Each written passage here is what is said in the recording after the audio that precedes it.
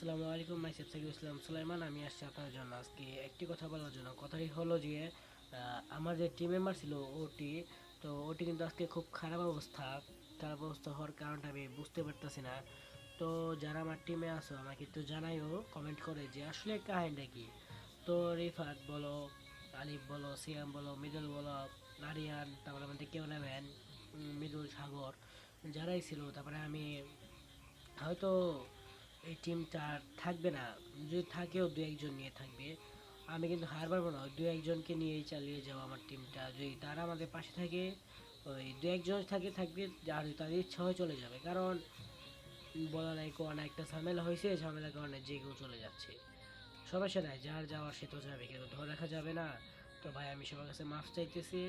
আমার ওটিটা আজও জানি না কি করে থাকবে। তো আর কখনো এই চ্যানেলে